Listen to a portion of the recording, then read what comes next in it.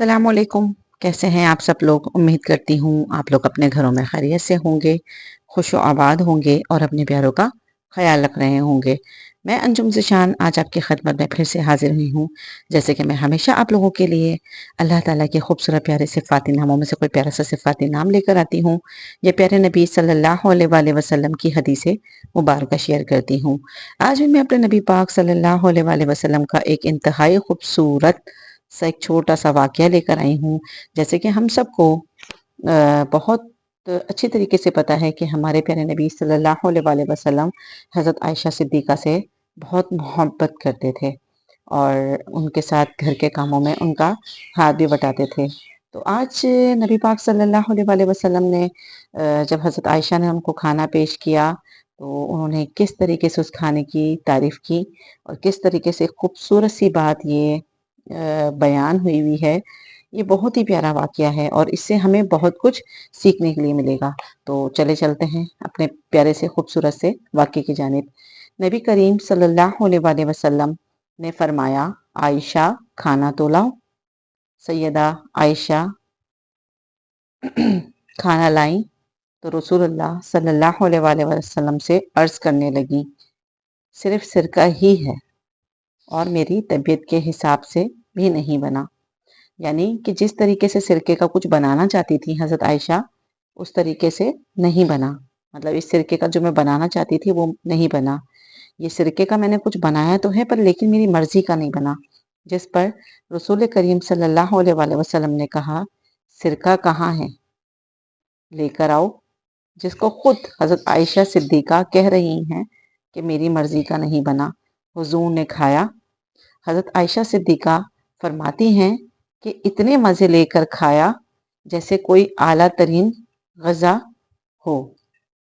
پھر رسول کریم صلی اللہ علیہ وآلہ وسلم نے اپنی مقدس انگلیوں کو چاٹا اور چاٹ رہے تھے اور حضرت عائشہ صدیقہ یہ تمام چیزیں دیکھ رہی تھی اور فرمایا، عائشہ تم نے تو کمال ہی کر دیا، بڑا لاجواب کھانا بنایا ہے۔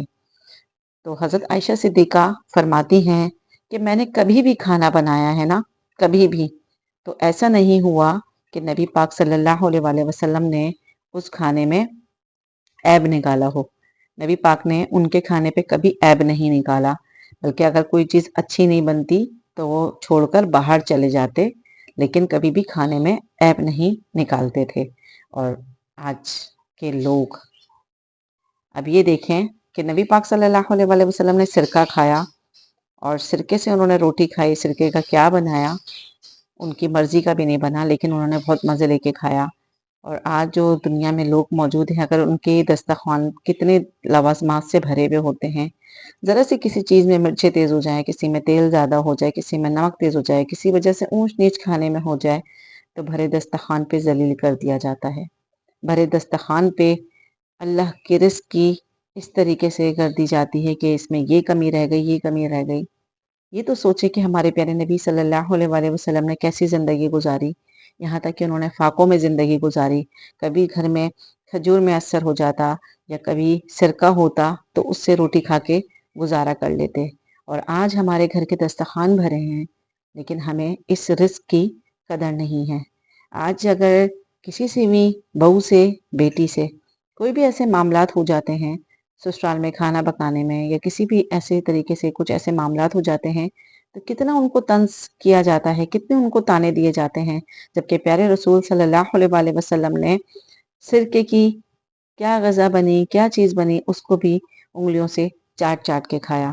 تو کوشش ہمیں یہی کرنی چاہیے کہ اگر ہمارے مطابق کھانا نہیں بنا تو کھانے کے دسترخوان پہ اس کھانے کی بے حرمتی نہ کریں، اس میں عیب نہ نکالیں۔ ان سے پوچھیں کہ جن کو ایک وقت کا بھی کھانا میسر نہیں ہوتا۔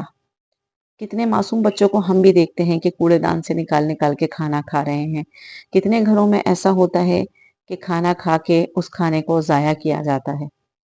کتنی ہی چاہے آپ شادی کی تقریبوں میں دیکھ لیں یا عام روٹین میں گھروں کے اندر دیکھ لیں، تو بہتر نہیں ہے کہ کسی کو یہ دے دیا جائے کہ کسی مستحق کا پیٹ بھر دیا جائے، لیکن نہیں، ایسا نہیں ہو رہا اور کھانے کا عیب ہم نکال رہے ہیں، جس کے ہمارے پیارے نبی صلی اللہ علیہ وآلہ وسلم نے جنہوں نے ہمیں یہ بات بتائی ہے کہ کھانے میں عیب نہ نکالو، اور جو ملے اس میں اللہ تعالیٰ کا شکر ادا کرنا چاہیے۔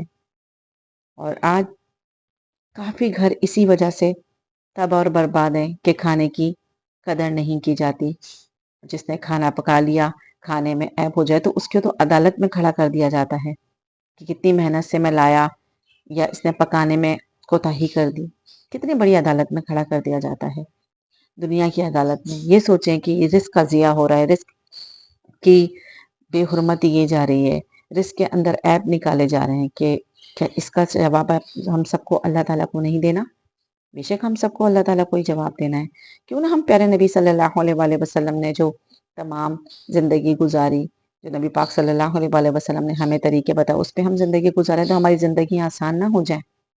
تو ہمیں کوشش کرنی چاہیے جو پیارے نبی صلی اللہ علیہ وآلہ وسلم نے ہمیں طریقے بتائے، ہم اس پہ زندگی گزاریں۔ کوشش یہی کرنی چاہیے کہ اللہ تعالیٰ نے ہمیں جو چیز کھانے کے لیے میسر کر دی، ہم اس کا جتنا شکر ادا کریں وہ کم ہے۔ تو ہمیں کروٹ بکروٹ اس کا شکر ادا کرنا چاہیے کہ اللہ تعالیٰ تو نے ہمیں رزق حلال دیا، چاہے ایک وقت کی روٹی دے اللہ پاک، بے شک اللہ تعالیٰ بھوکا اٹھاتا ہے، بھوکا سلاتا نہیں ہے۔ اللہ پہ یقین رکھیں، اللہ تعالیٰ تمام تر معاملات کو انشاءاللہ تعالیٰ حل فرمائے گا۔ تو یہ چھوٹی سی بات بہت پسند آئی تھی کہ جس پہ حضرت عائشہ صدیقہ بار بار نبی پاک صلی اللہ علیہ وآلہ وسلم کو کہہ رہی ہیں کہ میری طبیعت کے جیسا بنا نہیں ہے جیسا میں بنانا چاہ رہی تھی، لیکن نبی پاک صلی اللہ علیہ وآلہ وسلم نے کیا کرا، اس کھانے کو لے کے، سرکے کو لے کے مزے سے کھایا، یہاں تک کہ اپنی مقدس انگلیوں کو بھی چاٹا اور بولا عائشہ کیا بنایا ہے، نہ کہ ان کی توہین کی۔ تو ہمیں بھی چاہیے کہ اگر کوئی ایسی غلطی ہو جائے بیویوں سے، بیٹیوں سے، بہوؤں سے، تو اس کو درگزر کرنا چاہیے، نہ کہ ان کو عدالتوں میں کھڑا کرنا چاہیے۔ تو امید کرتی ہوں آج کی چھوٹی سی بات آپ کو پسند آئے گی۔ انشاءاللہ تعالیٰ آنے والے ٹائم میں نئی ویڈیو کے ساتھ، نئے ٹاپک کے ساتھ آپ کی خدمت میں حاضر ہوں گی۔ جب تک آپ لوگ اپنے پیاروں کا بہت خیال رکھیے گا، دعاؤں میں یاد رکھیے گا کہ اللہ تعالیٰ ہم سب کو نیک عمل کرنے کی توفیق عطا فرمائے، اللہم آمین۔ اور ہم سب کو پیارے نبی صلی اللہ علیہ وآلہ وسلم کی سنت مبارکہ پہ عمل کرنے کی توفیق دے، آمین۔ اللہ حافظ۔